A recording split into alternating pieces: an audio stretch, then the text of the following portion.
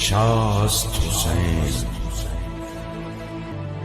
بادشاه است حسین. سرداد نداد دست در دست یزید، حقا که بنای لا اله است حسین.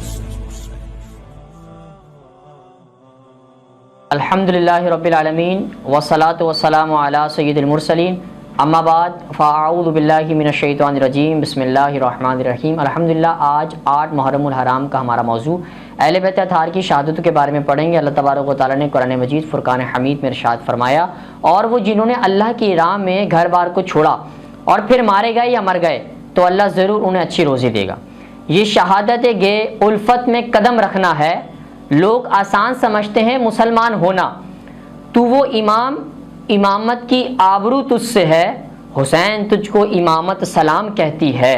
عرفان کا چراغ جلایا حسین نے، ظلمت کا ہر نشان مٹایا حسین نے. آئے ہیں اب میدان میں علی مرتضیٰ کے پھول، زہرا و بطول اور چمن مصطفیٰ کے پھول. حضرات محترم، جب محبان اہل بیت اپنی اپنی قربانیاں پیش کر چکے تو اسد اللہ غالب کہ شیرو چمنستان زہرا کے پھولوں امام الانبیاء حبیب کبریا صلی اللہ علیہ وسلم کے جگر گوشوں کی باری آئی. ان ہاشمی سجادوں کا میدان میں آنا تھا کہ یزیدیوں کے دل لرز گئے. ان پیکرانے شجاعت کی تلواروں سے یزیدی چیخیں اٹھیں. انہوں نے ضرب و حرب کے وہ جوہر دکھائے کہ جن کی یاد ہمیشہ زندہ اور تابندہ رہے گی. اگرچہ یہ صرف چند مردانے دلاور تھے اور دشمن کا لشکر ہزار پر مشتمل تھا، کب تک مقابلہ جاری رہتا جبکہ پانی بھی بند تھا اور مقابلہ بھی ایک سے نہ تھا بلکہ ہزاروں مد مقابل تھے. لہذا یہ چند نفوس قدسیہ زخموں سے چور چور ہو کر جام شہادت نوش کرتے رہے.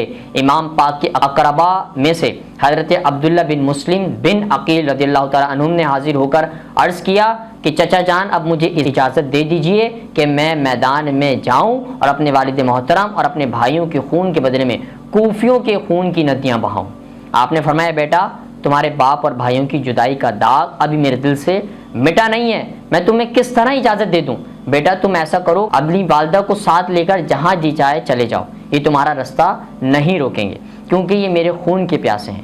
چچا جان میں آپ کو چھوڑ کر کہیں اور چلا جاؤں، خدا کی قسم یہ نہیں ہو سکتا. میں آپ کو چھوڑ کر ہرگز نہیں جاؤں گا کیونکہ بلکہ آپ کے سامنے جام شہادت میں نے نوش فرمانا ہے. امام علی مقام نے سینے سے لگا کر اجازت دے دی. حضرت عبداللہ گھوڑا چمکاتے ہوئے میدان میں آئے، خنجر آبدار سے کوفیوں کے کشتوں کے پشتے لگا دیے، اور جو اس شیر کے سامنے آتا تھا زندہ لوٹ کر واپس نہ جاتا تھا. ابن سعد نے کہا، کون جوان اس بہادر کا مقابلہ کرے گا؟ قدامہ اسدی فزاری کو مخاطب کرتے ہوئے کہا، اے قدامہ تو ہی اس کا مقابلہ کر سکتا ہے. قدامہ حضرت عبداللہ رضی اللہ تعالیٰ کے مقابلے پر آیا اور حضرت عبداللہ نے نیزے کے ساتھ اس پر حملہ کیا. قدامہ نے گھوڑے کو ایڑی لگائی اور ایک طرف ہو گیا. حضرت عبداللہ بار بار اس پر حملہ آور ہوتے ہوئے تھوڑی دیر تک دونوں میں مقابلہ رہا.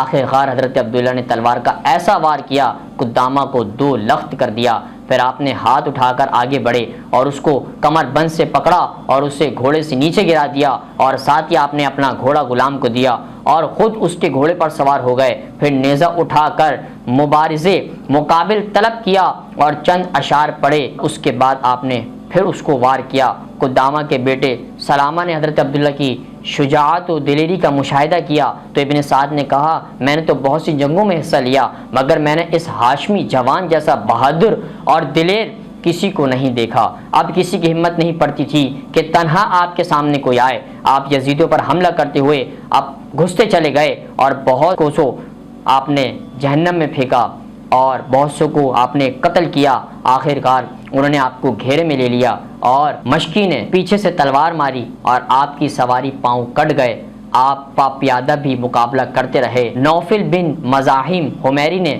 آپ کو نیزہ مارا اور بقول بعد عمر بن صبیح عداسی نے نیزہ مارا جس سے آپ شہادت کے مرتبہ پر فائز ہوئے. حضرت عبداللہ کے چچا حضرت جعفر بن عقیل رضی اللہ تعالیٰ عنہ نے جب اپنے بھتیجے کو خاک و خون میں دیکھا تو آنکھوں سے اشبار ہوتے ہوئے امام علی مقام امام حسین سے اجازت طلب کی. اجازت ملنے پر میدان کاراز میں آئے اور جنگ شروع کی. بہت سے یزیدوں کو واصل جہنم کیا.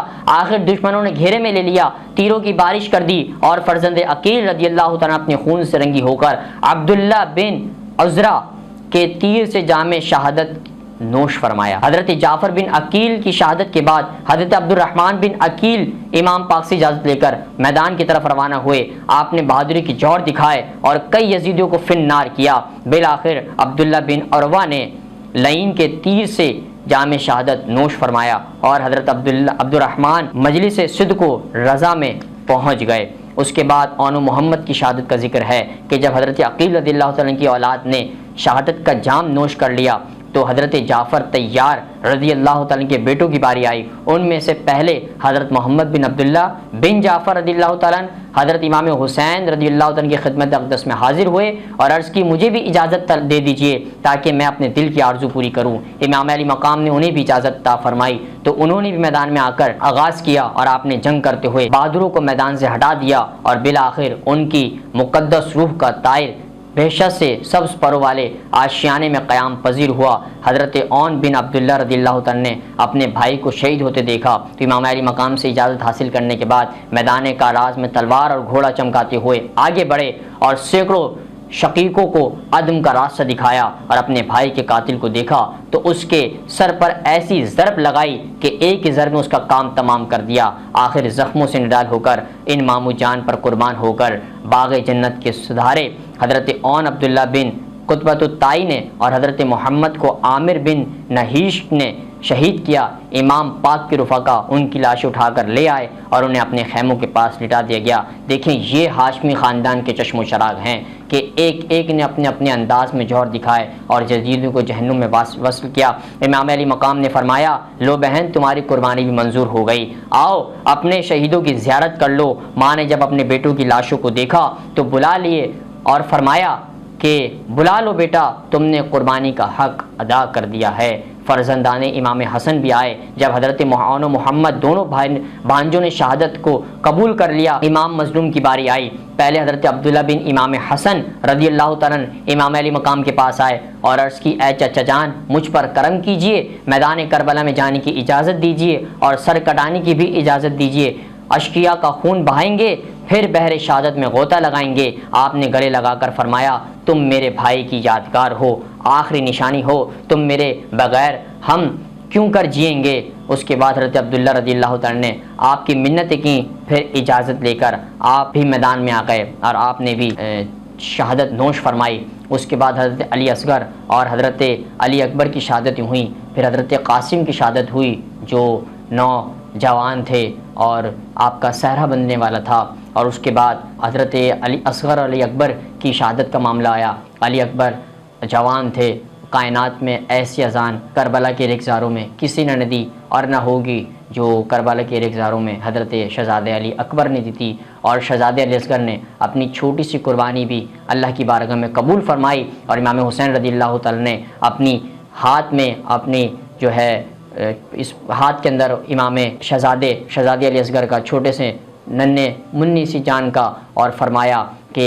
یا اللہ اس چھوٹی سی قربانی کو بھی قبول فرما۔ آسمان کی طرف نظر اٹھا کر فرمایا آپ نے چھوٹی سے چھوٹی قربانیاں بھی اللہ کی راہ میں پیش ہوتی ہوئی دیں اور پیش ہوتی ہوئی دیکھیں۔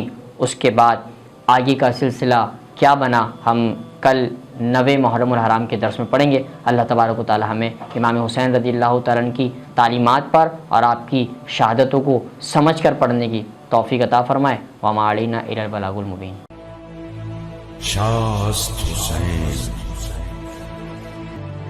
بادشاہ است حسین، سرداد نداد دست در دست یزید، حقا کہ بنائے لا الہ است حسین۔